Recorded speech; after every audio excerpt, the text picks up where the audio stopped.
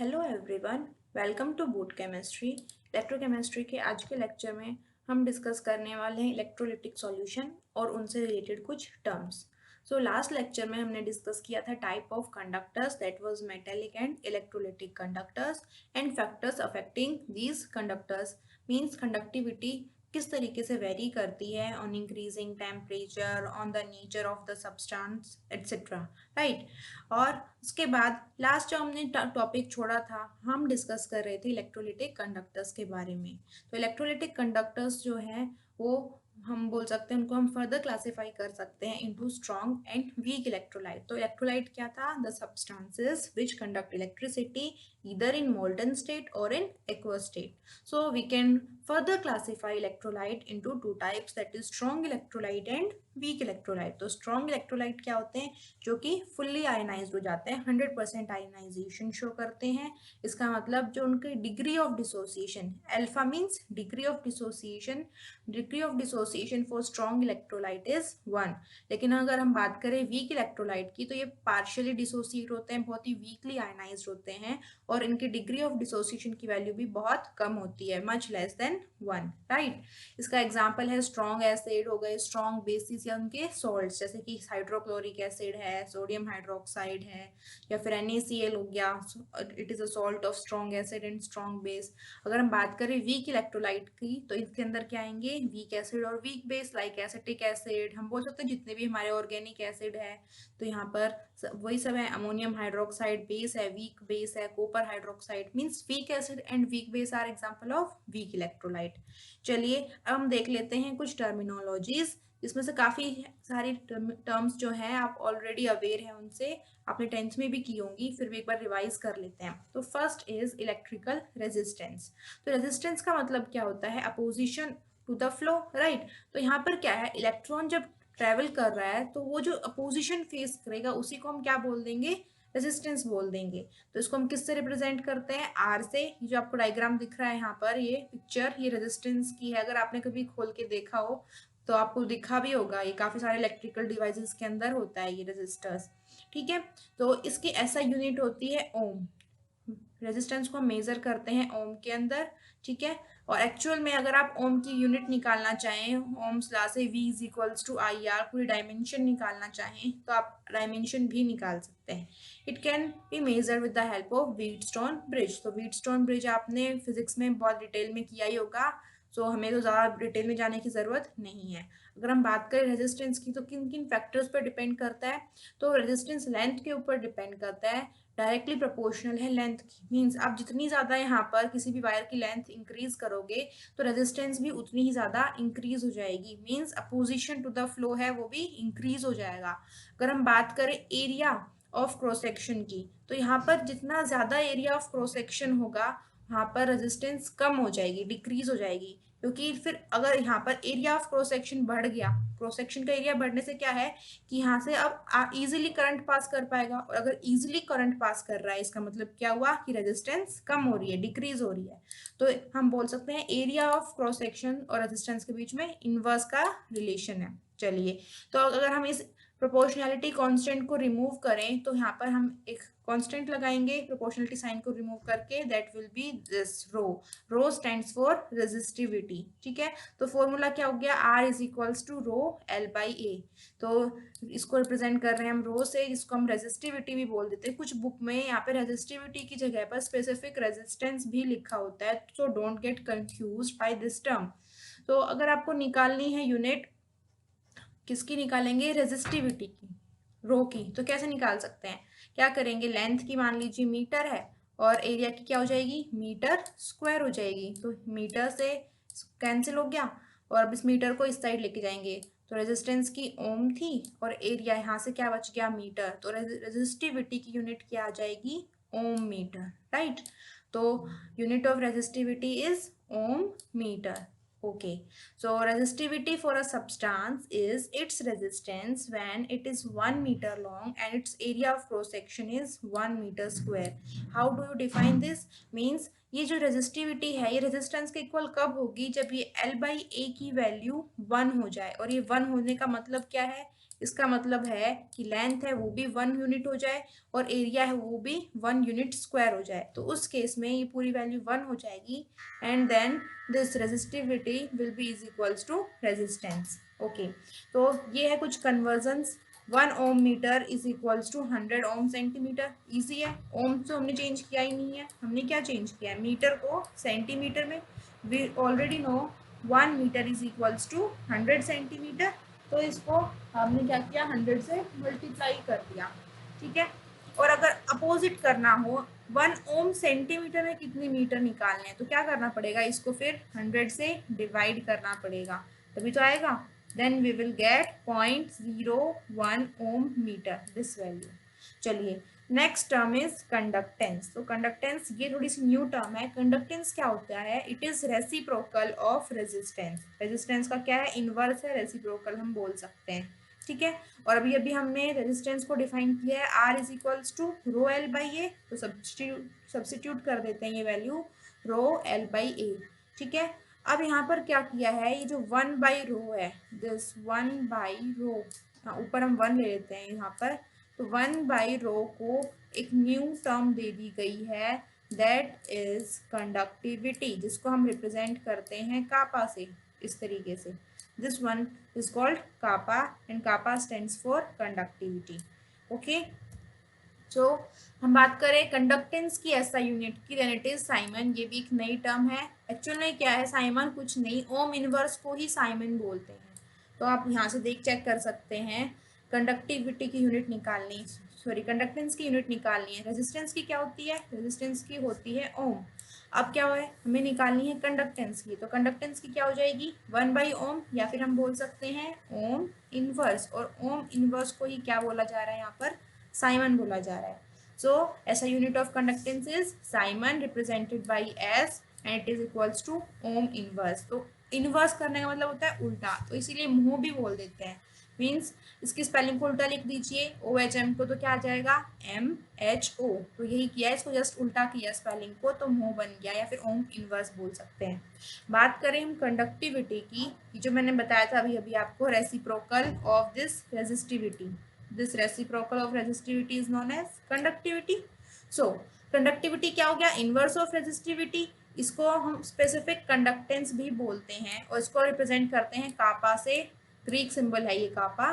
ठीक है, इसकी अगर आप ऐसा यूनिट की बात करें तो क्या हो जाएगा, साइमन मीटर इनवर्स। आप देख सकते हैं, फॉर्मूला से चेक भी कर सकते हैं, हमें पता है यहाँ पर रो की क्या यूनिट है, रो की यूनिट है ओम मीटर, तो यहाँ से कापा की यूनिट क्या हो जाएगी, ओम इनवर्स मीटर इनवर्स, और ओम इनवर्स और मीटर इनवर्स, राइट। तो ओम इनवर्स को ही हम क्या लिख रहे हैं, साइमन लिख रहे हैं, तो दिस वन बिकम साइमन, और ये मीटर इनवर्स। ठीक है, तो इस तरीके से हमारी ऐसा यूनिट आ जाएगी कंडक्टिविटी की। Then if we talk about the magnitude of conductivity, it varies. कैसे वेरीज करती है, डिपेंड करती है सिर्फ नेचर के ऊपर। आपको याद होगा, देखिए अगर आपके पास कोई वायर है, उसकी लेंथ आप इंक्रीज करेंगे तो रेजिस्टेंस इंक्रीज होगी, अगर आपने उसका एरिया इंक्रीज किया तो रेजिस्टेंस डिक्रीज होगी, लेकिन क्या उसकी रेजिस्टिविटी के ऊपर कोई अफेक्ट पड़ेगा, नहीं पड़ेगा। वाई, बिकॉज रेजिस्टिविटी सिर्फ और सिर्फ एक चीज़ पर डिपेंड करती है, ना ही वो लेंथ के ऊपर डिपेंड करेगी, ना ही वो उसके एरिया ऑफ क्रॉस सेक्शन के ऊपर डिपेंड करेगी। resistivity depends only and only upon the nature of substance। ठीक है, सिर्फ और सिर्फ नेचर पर डिपेंड कर रही है, मीन्स कॉपर के लिए रेजिस्टिविटी की वैल्यू डिफरेंट आएगी, आयरन के लिए डिफरेंट रहेगी, लेकिन अगर आप उनकी लेंथ चेंज करोगे, दो कॉपर वायर लेके उनके एक की लेंथ चेंज कर दी, और उसके बाद आप दोनों की रेजिस्टिविटी चेक करोगे तो वो सेम रहेगी, बट रेजिस्टेंस है वो डिफर करेगी। सेम चीज़ कंडक्टिविटी क्या है, जस्ट इनवर्स है रेजिस्टिविटी का, तो ये भी सिर्फ और सिर्फ मटेरियल के नेचर के ऊपर डिपेंड करती है।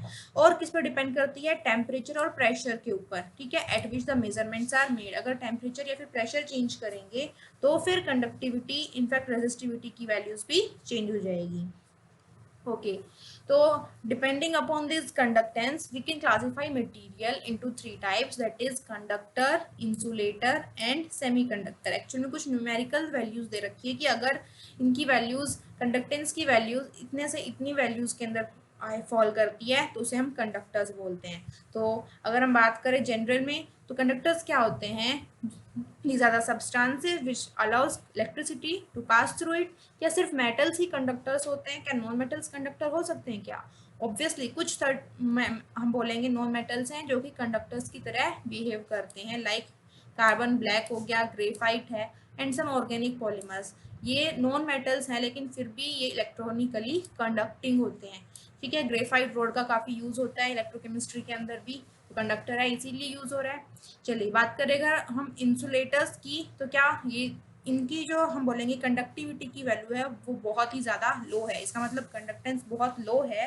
इसका एग्जांपल हो जाएंगे ग्लास हो गया, सिरेमिक्स मटेरियल्स हैं जो भी आपके घर में यूज़ होते हैं, चाय हो गए, कप हो गए या प्लेट्स होंगी, वो सारे के सारे मटेरियल्स हैं, ये सब इंसुलेटर्स में आते हैं और उनकी कंडक्टिविटी की वैल्यू बहुत ही लो होती है। अगर हम बात करें कंडक्टर्स की तो इनकी कापा की वैल्यू जो है बहुत हाई होती है, that's why they are conductors. अगर बात करें सेमीकंडक्टर्स की तो यहाँ पर कंडक्टेंस और कंडक्टिविटी की वैल्यू लाई करती है in between the conductor and insulator. Example क्या हो जाएगा, सिलिकॉन, डॉप्ड एंड सबको पता है, आपने फर्स्ट चैप्टर सॉलिड स्टेट में पढ़ाई था, P type semiconductor, N type semiconductor. तो क्या किया गया था वहाँ पर सिलिकॉन का हम बोलेंगे को लिया गया था और उसके बाद वहाँ पे उसकी कुछ साइट्स को रिप्लेस किया गया था bye group 13 and group 15 impurities, जिसकी वजह से इलेक्ट्रॉन्स और होल्स प्रोड्यूस हुए थे, राइट। तो यही काम करके क्या है, उसकी कंडक्टिविटीज को इंक्रीज किया जाता है। अदरवाइज हम बात करें सिलिकॉन और गैलियम की प्योर की तो उनकी कंडक्टिविटी बहुत लो होती है, लेकिन डोपिंग करने से क्या हो गया, इनकी कंडक्टिविटी को इंक्रीज किया जाता है और फिर ये भी यूज़ करते हैं एज इन इलेक्ट्रॉनिक मटेरियल्स, जो चिप्स वगैरह होती है उनमें सेमीकंडक्टर्स का काफ़ी यूज़ होता है। Now the fourth category is super conductors. Super conductors क्या हैं, ये वो सब्सटेंसेस होते हैं, हमें पता है कि जो 0 केल्विन टेम्परेचर, ध्यान दीजिएगा मैंने 0 केल्विन बोला यानी कि -273 डिग्री सेल्सियस, इतने लो टेम्परेचर के ऊपर भी अगर कोई सब्सटेंस कंडक्टिविटी शो करेगा तो उसे हम सुपर कंडक्टर बोलेंगे। आपको पता है इतना लो टेम्परेचर है, इसमें तो क्या होगा, मॉलिक्यूलर वाइब्रेशन है वो भी फ्रीज हो जाती है, सीज हो जाती है, रुक जाती है, स्टॉप हो जाती है। अगर मॉलिक्यूल वाइब्रेट ही नहीं कर रहा है, इलेक्ट्रॉन है वो वाइब्रेट ही नहीं कर रहा, हिल ही नहीं रहा इतने लो टेम्परेचर पे, तो कंडक्शन कैसे होगा। लेकिन कुछ मटेरियल्स ऐसे होते हैं जो इतने लो टेम्परेचर के ऊपर भी कंडक्टेंस शो करते हैं, उसी को हम क्या बोल देते हैं, सुपर कंडक्टेंस बोल देते हैं। सुपर कंडक्टर्स इनकी हम बोलेंगे कि जो रेजिस्टेंस है वो 0 होती है, मीन्स अपोजिशन तो होता ही नहीं है, तभी तो इजीली इलेक्ट्रॉन फ्लो कर रहा है। तो इनकी कंडक्टिविटी है वो क्या है, बहुत ही हाई है, इनफाइनाइट कंडक्टिविटी कंसिडर की जाती है। और इसका एग्जांपल क्या हो जाएगा, यहाँ पर नियोबियम कंडक्टर्स होते हैं, वो काफ़ी हाई बोलेंगे कंडक्टिविटी वैल्यू होती है, बहुत ही लो टेम्परेचर के ऊपर भी। तो जिनकी 0 to 15 केल्विन इतना लो टेम्परेचर पे भी हाई हम कंडक्टिविटी वैल्यू शो करते हैं जो मेटल्स, उनको हम सुपर कंडक्टर्स में इंक्लूड करते हैं। ऑल्दो आज की डेट में थोड़ी सी इस डेफिनेशन को फ्लेक्सिबल किया गया है, इवन 150 केल्विन के ऊपर भी अगर कोई मेटल्स या कोई एलिमेंट हाई कंडक्टिविटी शो करता है तो उसको भी हम सुपर कंडक्टर के अंदर कंसिडर कर लेते हैं। तो कुछ ऑक्साइड्स हैं और कुछ सिरेमिक मटेरियल्स अभी डिस्कवर हुए हैं that can be used as super conductors. Okay, तो अभी हमने बात की कापा की कंडक्टिविटी की, तो कंडक्टिविटी को हम मेजर कैसे करेंगे, ये वाला फॉर्मूला तो हमें पता चल ही चुका है, R is equals to rho L by A, बहुत पहले से पता है हमें। इसके बाद हमने क्या किया है, यहाँ पे जो 1 बाई रो है इसको हमने रिप्लेस कर दिया किससे, कापा से, तो यहाँ पर 1 by rho is equals to kappa. Okay, तो अब हम क्या करने वाले हैं, यहाँ पर एक रिलेशन डेराइव करने वाले हैं बिटवीन कंडक्टेंस एंड कंडक्टिविटी। तो आपको पता है R is equals to rho L by A है। अब हम क्या कर रहे हैं, क्रॉस मल्टीप्लाई कर रहे हैं, रो को हम इस साइड लेके जाएंगे और R को इस साइड लेके जाएंगे, तो अब क्या इक्वेशन बन जाएगी, अब इक्वल टू के इस साइड तो आ गया 1 by rho is equals to, और यहाँ पर रेजिस्टेंस नीचे चला गया तो ये आ जाएगा 1 by R multiplied by L by A हो गया।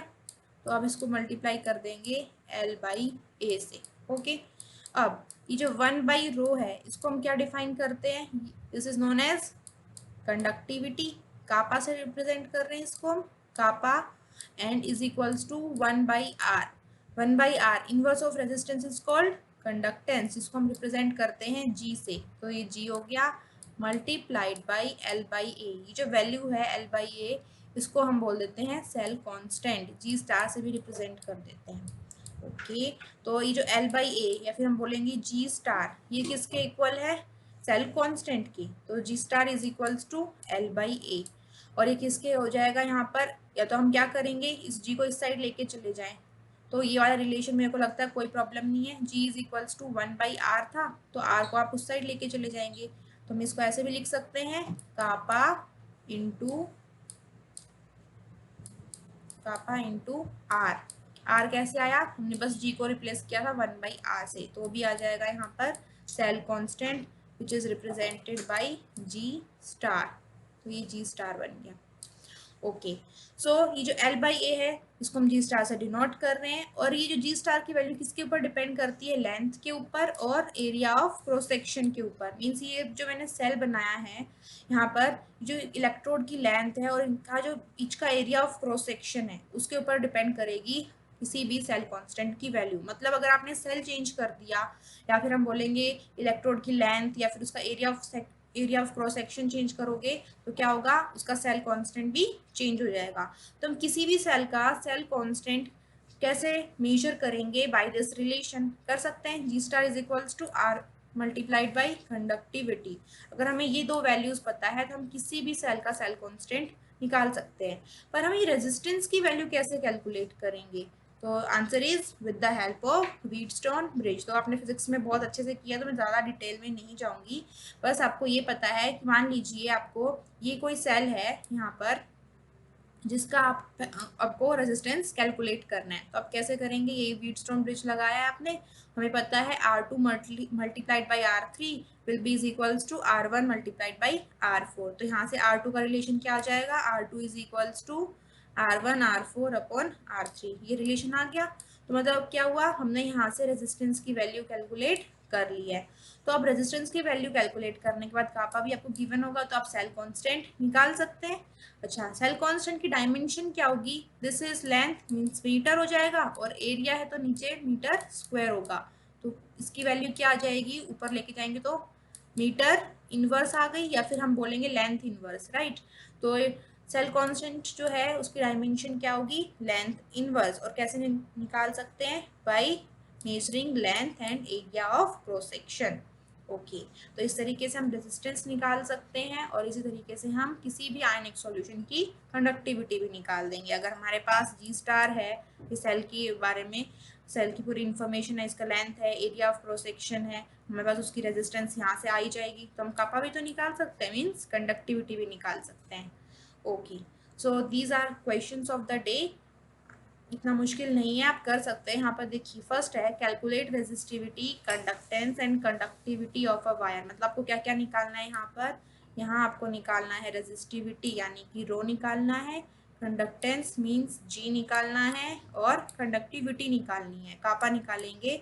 आपको दे क्या रखा है? यहाँ पे रेजिस्टेंस दे रखी है, लेंथ भी दे रखी है, लेकिन ध्यान रखिएगा यूनिट्स का, सारी यूनिट सेम होनी चाहिए। ये मीटर दे रखा है, यहाँ पर सेंटीमीटर स्क्वायर दे रखा है, तो गलती होने के चांसेस यहाँ पर बहुत ही ज़्यादा है। तो आप पहले सारी यूनिट्स को सेम करेंगे, फिर सॉल्व करेंगे। चलिए, ये क्वेश्चन भी आपके लिए चैलेंजिंग है, कोशिश कीजिएगा, ज़्यादा मुश्किल नहीं है। You will do it. Thank you.